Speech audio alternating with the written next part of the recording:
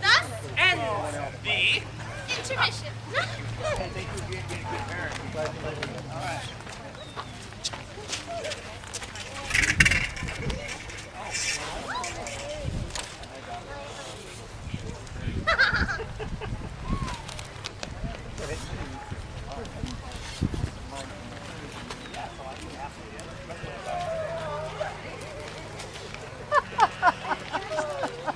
Come sit thee down upon this flowery bed, while I thy amiable cheeks do point, and stick musk roses in thy sweet smooth head, and kiss thy fair large ears.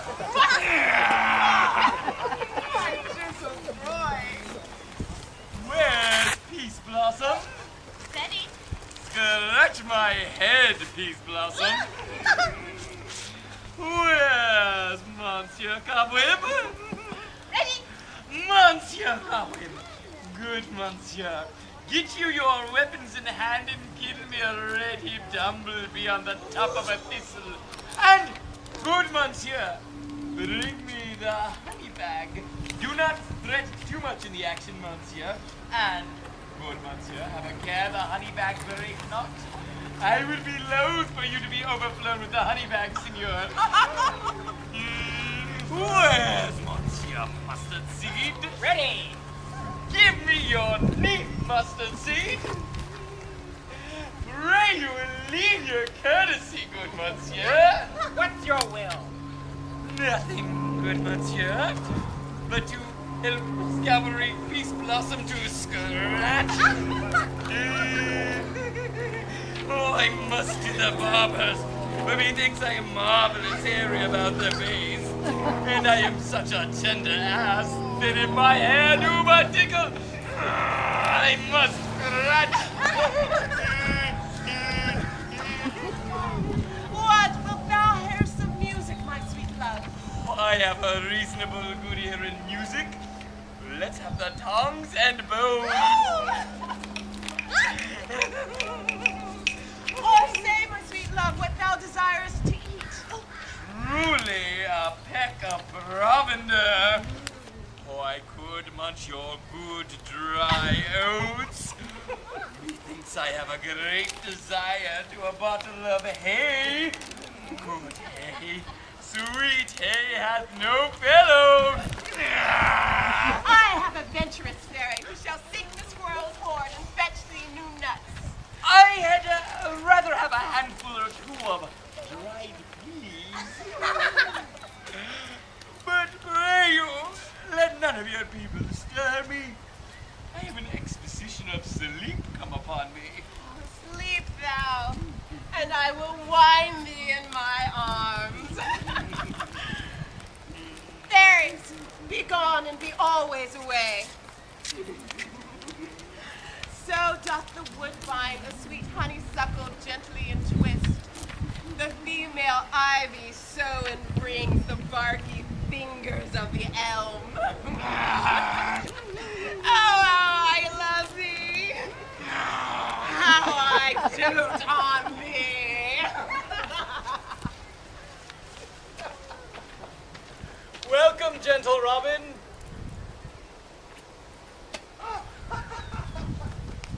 Seest thou this sweet sight? Her dotage now I do begin to pity, for meeting her of late behind the wood, seeking sweet favors from this hateful fool. I did upbraid her and fall out with her, for she then had his hairy temples encircled with a coronet of fresh and fragrant flowers. And that same dew, which is wont to swell and round like orient pearls on the buds, now hung in the pretty floweret's eyes like tears that did their own disgrace bewail. When I had, at my leisure, taunted her, and she in mild terms begged my patience, then I did ask of her her Indian boy, which straight she gave me, and her fairy sent to take him to my bower in fairyland. And now I have the boy, I will undo this hateful imperfection of her eyes. And gentle Puck, remove the transformed scalp from off the head of this Athenian swain, that he waking when the other do, may all back to Athens again repair, and think no more on this night's accidents, but of the fierce vexation of a dream. But first, I will release the fairy queen. Be as thou wast wont to be. See as thou wast wont to see. Dian's bud or Cupid's flower hath such force and blessed power. Now, my Titania, wake you, my sweet queen. My Oberon, what visions have I seen? Methought I was enamored of an owl.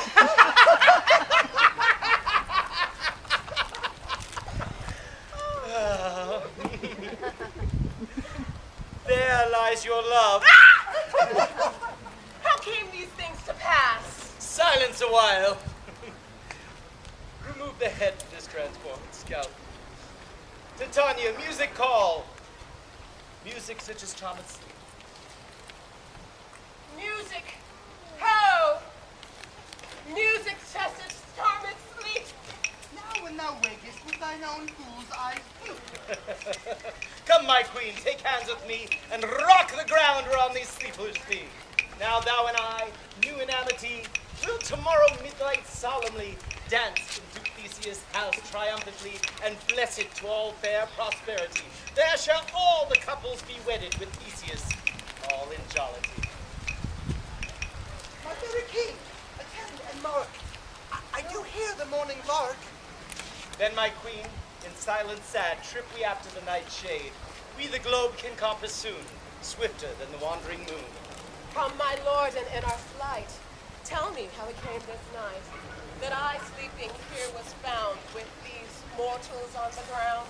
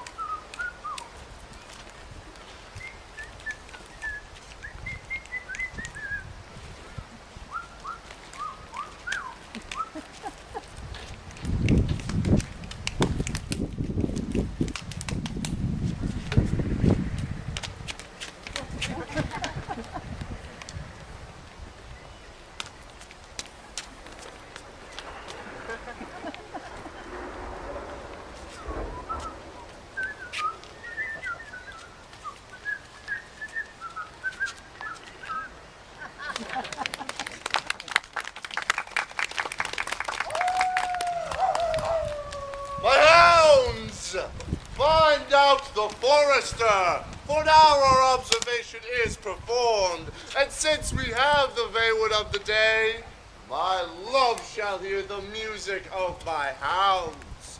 Uncouple in the western valley, dispatch, I say, and find the forester. We will, fair queen, up to the mountain's top, and mark the musical confusion of hounds and echo in conjunction. Oh, I was with Hercules and Cadmus once, where in a wood of Crete we bayed the bear with hounds of Sparta. Never did I hear such gallant chiding, for besides the groves, the skies, the fountains seemed all one mutual cry. Never did I hear such musical a discord, such sweet thunder. My hounds are bred out of the Spartan kind, so flewed, so sanded, and their heads are hung with ears that sweep away the morning dew. Crook knee and do lap like the Salian bulls, slow in pursuit, but touched in mouth like bells, each under each. The cry more tunable was never hollowed to, nor cheered with horn, in Crete, in Sparta, nor in Thessaly. Judge when you hear it. Soft, what lips are these?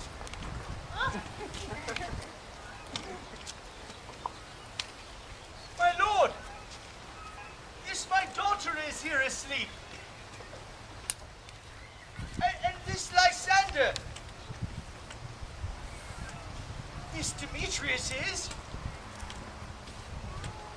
And this Helena. Old Nader's Helena. I wonder if they're all being here together. Well, no doubt they rose up early to observe the rite of May, and hearing our intent, came here in grace our solemnity. But speak, Aegeus. Is not this the day Hermia should give answer of a choice? It is, my lord. I bid you wait then.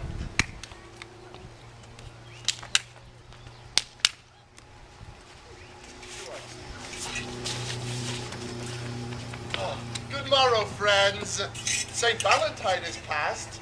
Begin these warbirds but a couple now? Pardon, my lord. I pray you all stand up. Stand up.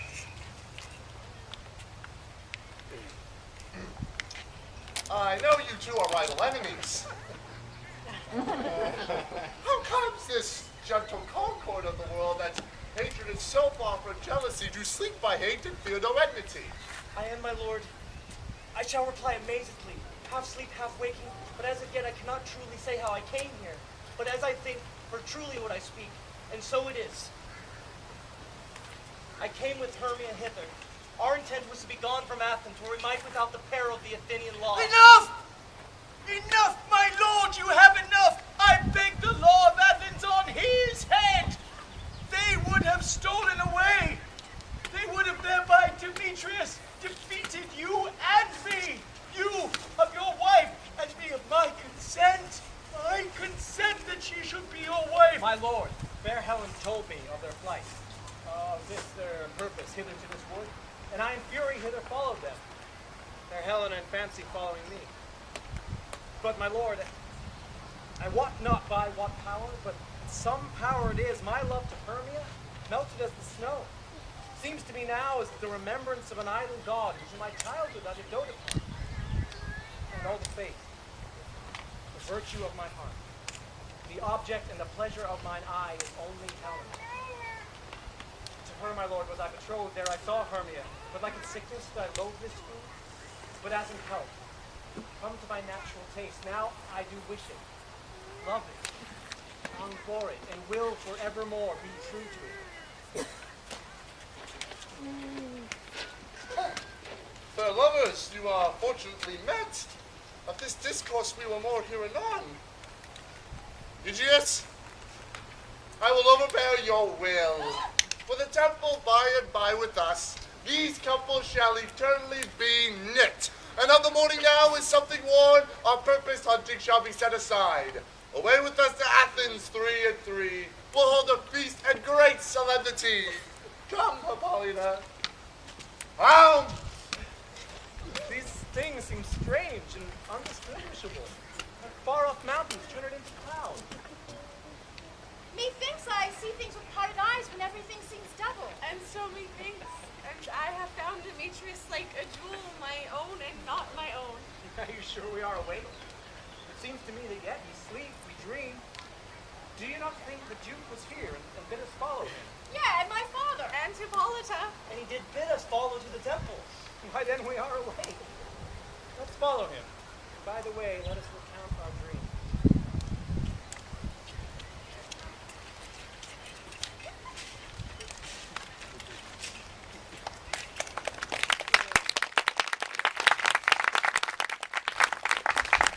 When my cue comes, call me and I shall answer. My next is most fair Pyramus. Hey-ho! Peter Queens! Flute the bellows, mender! Snout the tinker! Sorry. Starveling! That's my life. Stolen hence and left me asleep. I have had a most rare vision. I have had a dream. Has the wit of man to say what dream it was. Man is but an ass if you go about to expound this dream. Thought I was. There is no man can say what. Thought I was. He thought I had. Man is but a patched fool if he go about to offer what he thought I had. eye of man hath not heard, the ear of man hath not seen, man's hand is not able to taste, his tongue to conceive, nor his heart to report what my dream was. I shall have Peter Quince write a ballad of this dream. It shall be called Bottom's Dream, because it hath no bottom. And I shall sing it at the latter end of the play before the Duke. Peradventure, I shall sing it at her death to make it the more gracious.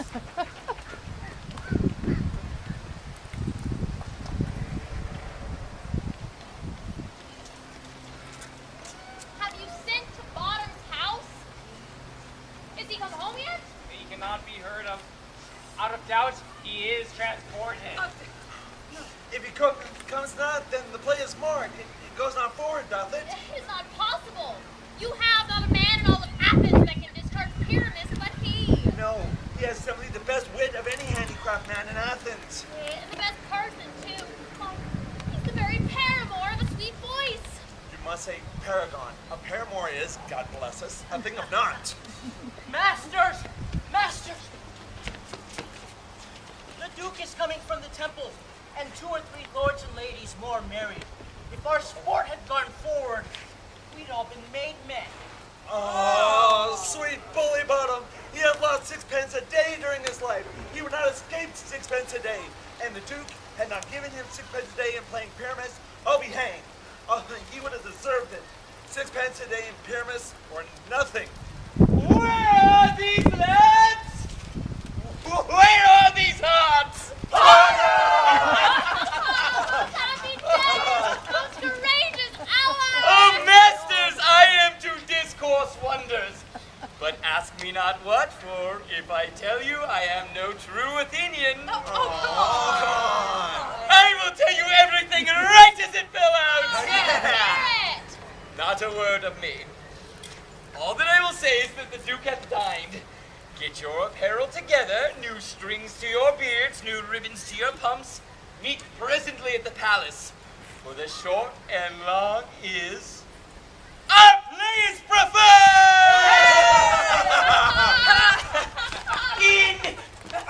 in any case, let this be have clean linen, and let him that plays the lion's part pare his nails, for they shall hang out for the lion's claws. And most, dear actors, eat no onions nor garlic, for we are to utter sweet breath. And I do not but doubt to hear them say, it is a sweet comedy! Yeah. No more words! Away! Go! Away!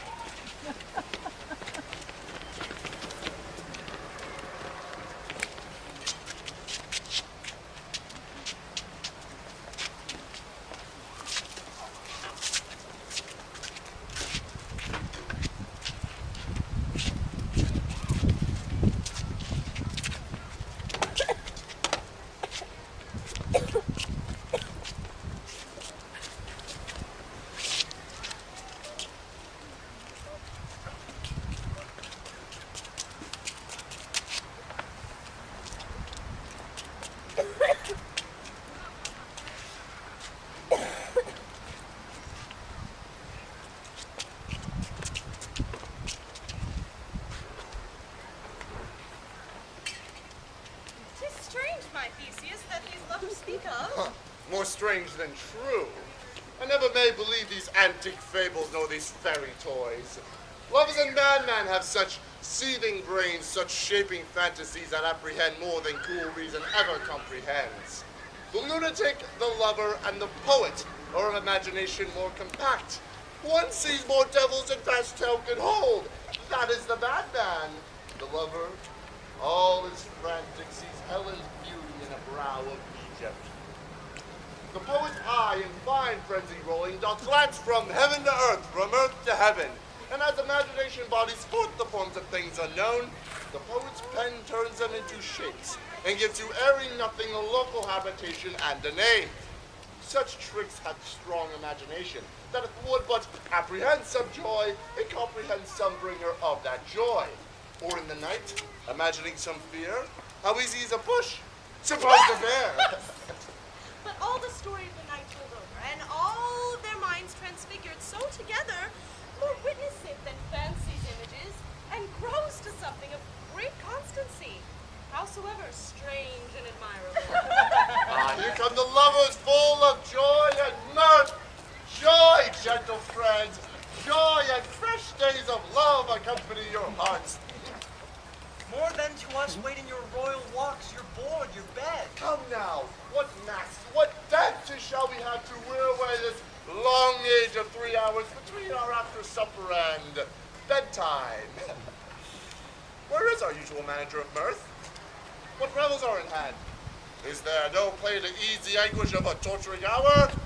Call Illustrate! Illustrate! Yeah, my idiot. Ah, say! What abridgment have you for this evening? What masked, what music? How shall we beguile the lazy time if not with some delight? Here's a brief which sports are right. Make choice which your highness will see first. The battle with the centaurs to be sung by the Athenian eunuch to the harp. Yeah. Well, none of that. That have I told my love and glory of my kinsman Hercules. The riot of the tipsy bacchanals tearing the Thracian singer in the rage. That is an old device, and it was played when I from Thebes came lustre conqueror. The thrice three muses mourning for the death of learning, late deceased in beggary. That is some satire, keen and critical, not sorting for a nuptial ceremony. A tedious brief scene of young Pyramus and his love Thisbe. Very tragical mirth. Merry and tragical, tedious and brief. That is hot ice and wondrous strange snow. How shall we find the concord of this discord? There is a play, my lord, some 10 words long, which is as brief as I have known a play. Only 10 words, my lord. It is too long, which makes it tedious, for in all the play there is not one word apt, one player fitted, and tragical, my noble lord, it is. For therein Pyramus doth kill himself, which when I saw rehearsed, I must confess, made mine eyes water. But more merry tears the passion of loud laughter never shed. Well, what are they that do play it? Oh, hard-handed men that work in Athens here, that never labored in their minds till now, and now have toiled their unbreathed memories with this same play against your nuptials. And we will hear it. Oh, no, my lord, it is not for you. I have heard it over, and it is nothing in the world. Unless you can find sport in their intense, extremely stretched and hardened with cruel pains to do you service. I will hear that play. Whenever anything can be amiss, when simplicity and duty tender it. Go, bring them in. And take your places. I love not to see wretchedness e'er changed, and beauty in his service perishing. Why, gentle sweet, you shall see no such thing. He says they can do nothing in this kind. The kind of we to give them thanks for nothing. Our sport shall be to take what they mistake, and what poor duty cannot do, noble respect takes it and might not merit. Where I have come from, great clerks have purposed to greet me with premeditated welcomes, where I've seen them shiver and look pale, make periods in the midst of sentences, throttle their practice accent in their fears, and in conclusion dumbly broke off, not paying me a welcome. Trust me, sweet, out of this silence yet, I picked a welcome. And in the modesty of fearful duty, I read as much as from the rattling tongue of saucy and audacious eloquence. Love, therefore, and tongue-tied simplicity and least speak most to my capacity. So please your grace, the prologue is addressed. Let him approach.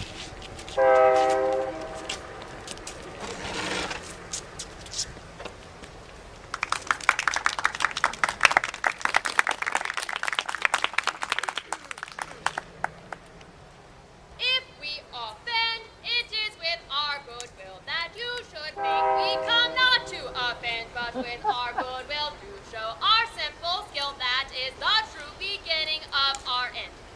Consider then we come but in despite, not that we come as minding to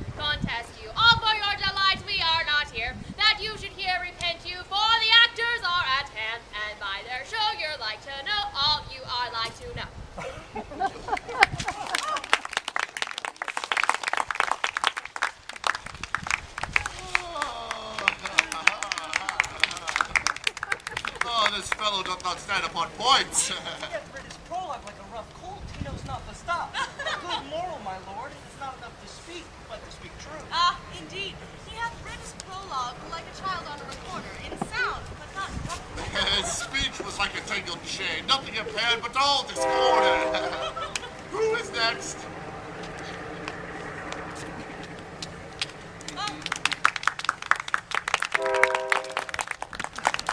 Gentles, perchance you wonder at this show, but wonder on till truth makes all things plain. This man, if you must know, is Pyramus.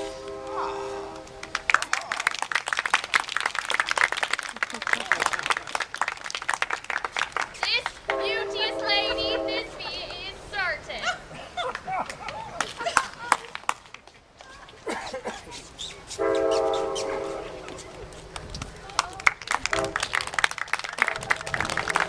This man, with lime and rough cast, doth present wall.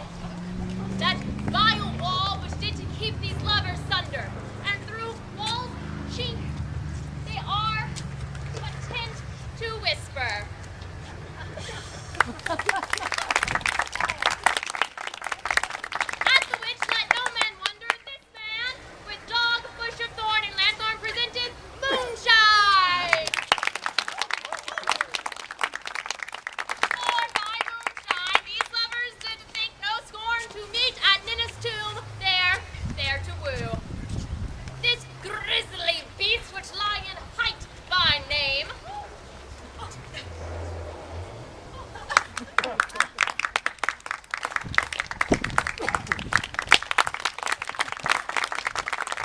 The trusty Thisbe coming first by night did scare away, or rather did affright, and as she fled, her mantle she did fall, and lion with vile bloody mouth did stain.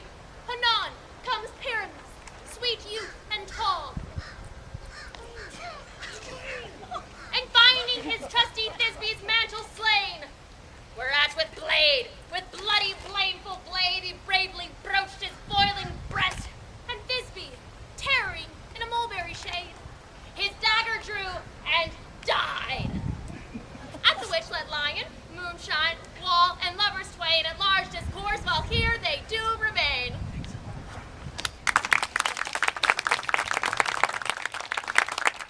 I wonder if the lion may to speak.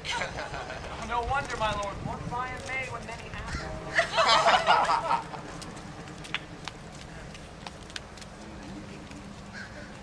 And in that same interlude it doth befall that I, one Snout by name, present a wall, and such a wall as I would have you think did have in it a crannied hole or chink, through which the lovers Pyramus and Thisbe did whisper often very secretly. This loam, this rough cast, and this stone doth show that I am that same wall. The truth is so. And this the crannied hole is right and sinister, through which the fearful lovers are to whisper. Would you desire Lyman had to speak better? It is the wittiest partition that ever I heard of his horseman. Ah, Pyramus draws near the wall. Silence. Oh, grim looking night! Oh, night with you so black! Oh, night with aught whenever day is not! Oh, night! Oh, night! Alack! Alack! Alack! I fear my Thisbe's promise is forgot. And now, oh wall, oh sweet and lovely wall, that standest between her father's ground and mine. And thou, oh wall, oh sweet and lovely wall, show me thy cheek to blink through with mine eyne. Thanks, courteous wall. Jove shield thee well for this. But what see I? No Thisbe do I see. Oh, wicked wall through whom I see no bliss. Curse Cursed be thy stones for thus deceiving me! The wall, methinks, being sensible, should curse again. No! No!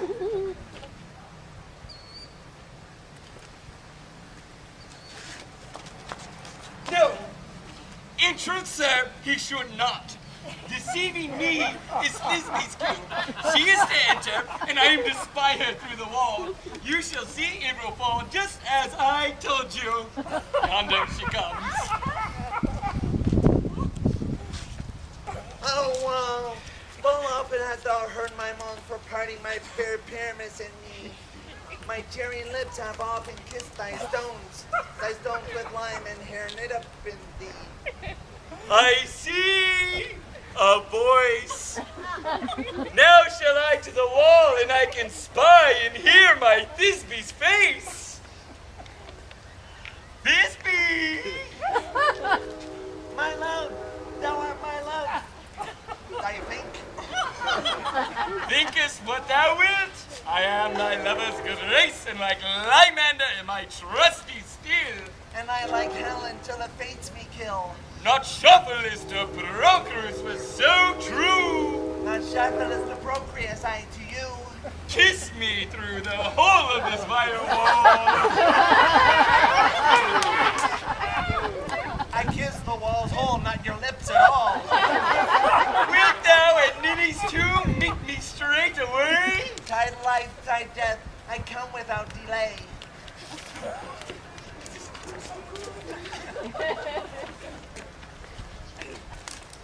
And thus wall my part is charged so, being done thus wall way doth go.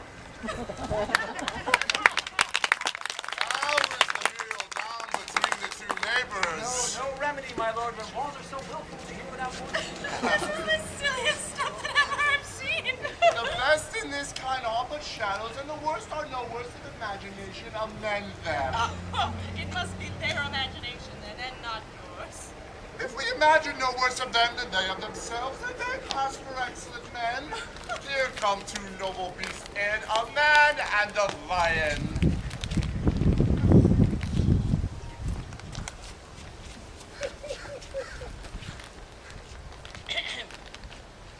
You ladies, you whose gentle hearts do fear the smallest monstrous mouse that creeps the floor, may perchance quake and tremble here when lion wildest rage doth roar. Know that I, snug the joiner am, a lion's will, nor else nor lion's dam. For if I should as lion come in sprite, twere in this place have pity on my life. A very gentle beast of a good conscience. The very best of beast, my lord, that e'er I saw. Mine is a very valor for a fox. True, and a goose for his discretion. Not so, my lord, for his valor cannot carry his discretion as a goose carries. His discretion, I am sure, cannot carry his valor, for the goose carries not the fox. It is well, leave it to his discretion, and let us listen to the moon.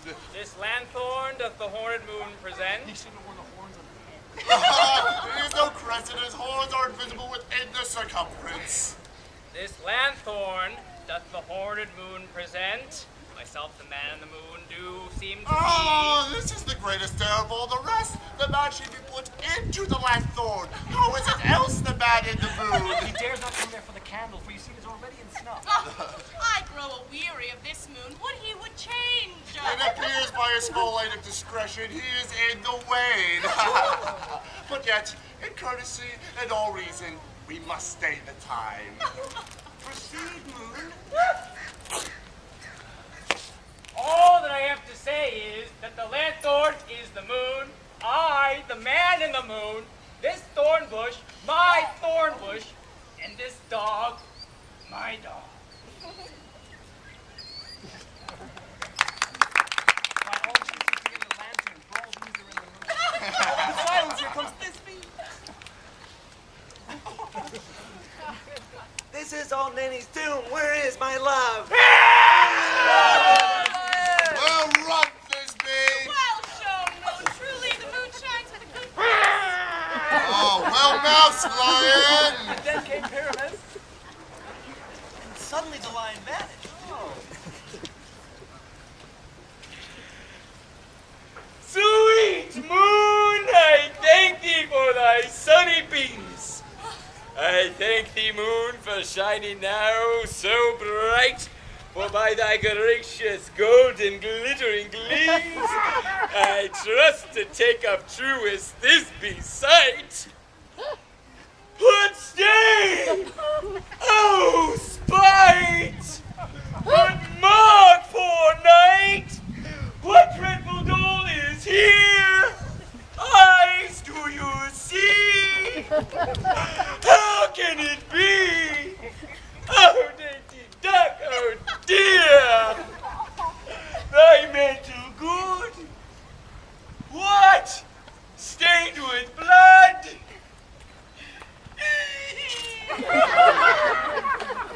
Approach, ye furies fell!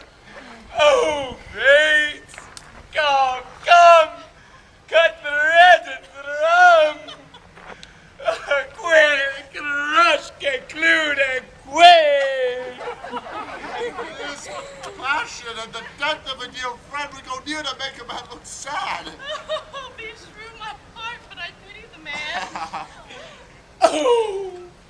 Wherefore nature didst thou lions frame, since lion vile had thus deflowered my dear, which was no,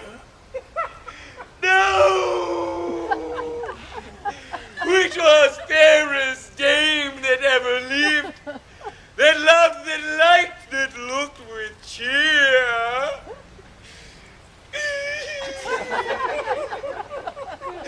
Come, tears, confound, outsword, and wound the pap of Pyramus. Aye, that left pap, where heart doth hop, thus die I.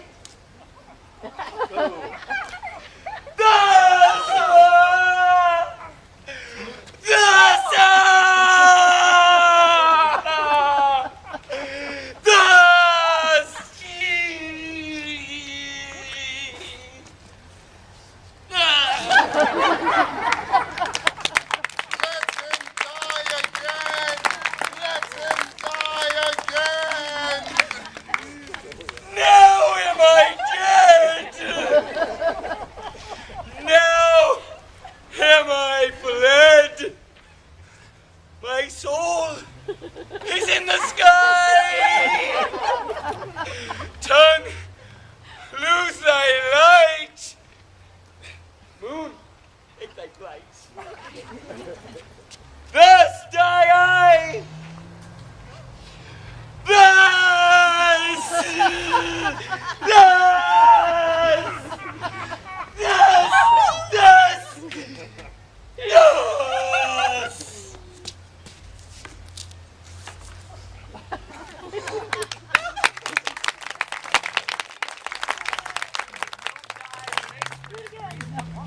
He's less than an ace, man. He is dead. He is nothing.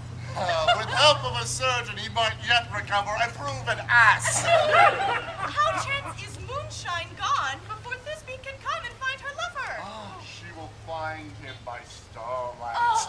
And here she comes, and her passion ends the play. Oh, she should not use such a long one for such a Pyramus. I hope she will be brief. A mote will turn the balance. Which Pyramus, which Thisbe is the better? He for a man, God warrant us, and she for a woman, God bless us. She's spied him with those sweet eyes already. Because she means to listen. Asleep, my love. What? Dead, my dove? Oh, Pyramus, arise! Speak. Speak. Wait, come. Dead? Dead?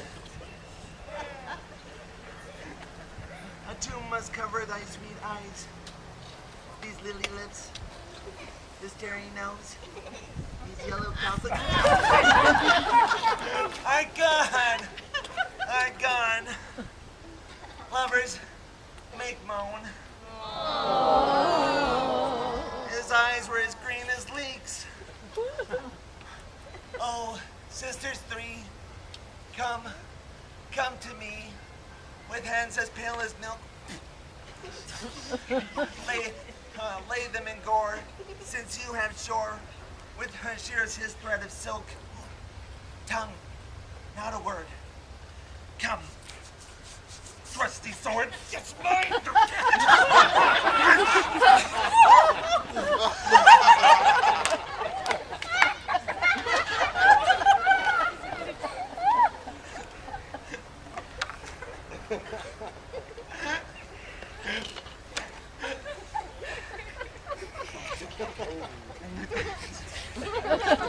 Come, blade, my breast imbrue.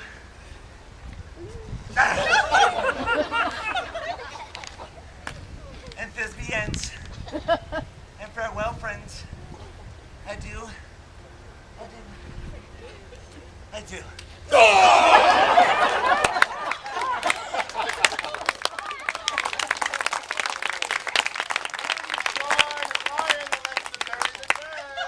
I am Walter. No! I assure you, the wall that guarded their fathers is down. Would it please you to see an epilogue? No epilogue! No epilogue, I pray you! For your play doesn't need no excuse. Never excuse. For when the players are all dead, there needs none to be blamed. Marry if he that writ had played Pyramus and hanged himself and Thisbe's daughter, it would have been a fine tragedy. And so it is, truly and very notably discharged.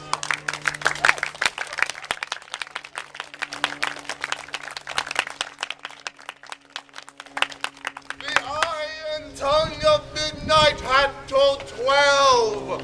Lovers to bed, 'tis almost fairy time. I fear we shall outsleep the coming morn as much as we this night have overwatched. This palpable gross play have well beguiled the heavy gate of night. Sweet friends, to bed. A fortnight hold we this solemnity, in nightly revels and new jollity.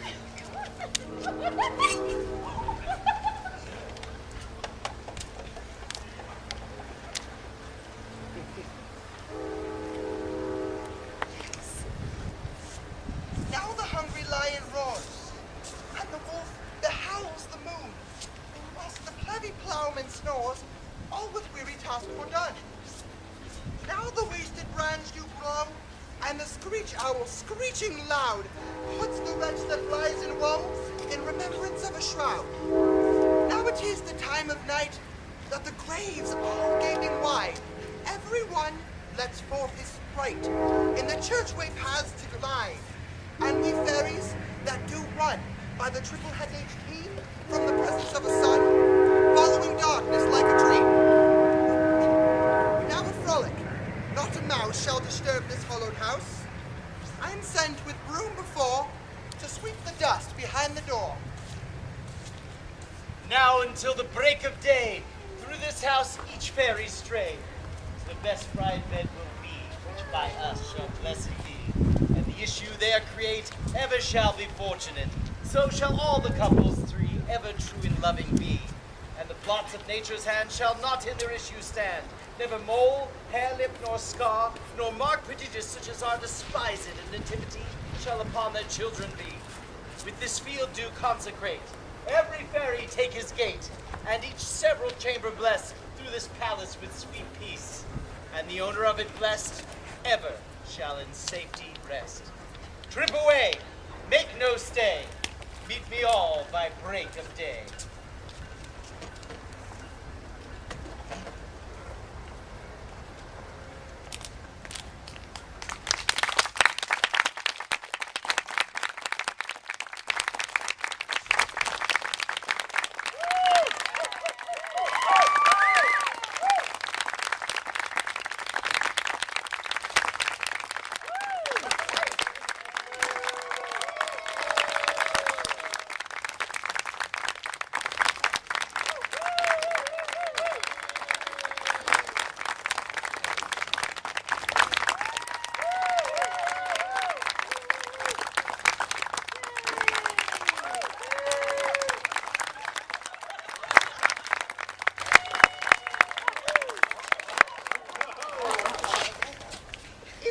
shadows have offended, think but this, and all is mended, that you have but slumbered here, whilst these visions did appear, and this weak and idle theme, no more yielding, but a dream.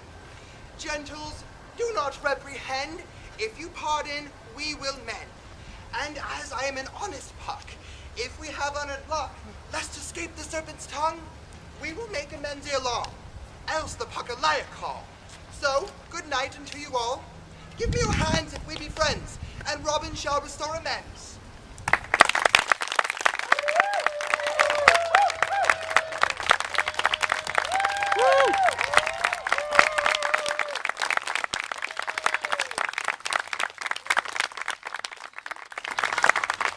Thank you all for coming. This is our third year here at Martinez Waterfront Park.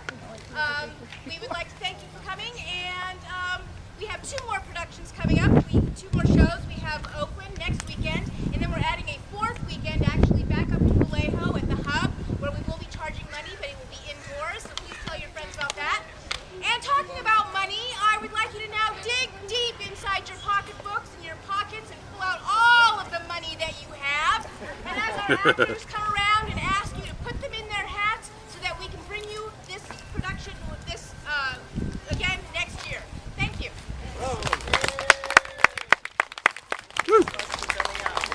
It's just like church.